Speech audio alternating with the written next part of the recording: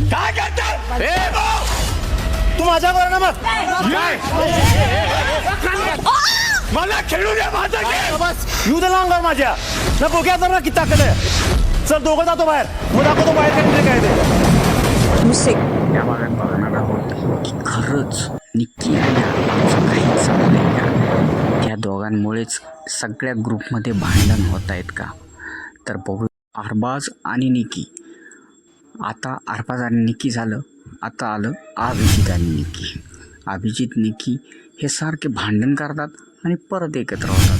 या दोघांमध्ये नेमकं चाललंय काय हे कोणाला समजत नसल्याने सर्व टीम एकत्र होऊन विचार करतात आणि त्यांना असं वाटतं की अभिजित हा निक्कीवर एकतर्फी प्रेम करतो आणि अरबाज पण एकतर्फी करतो. पण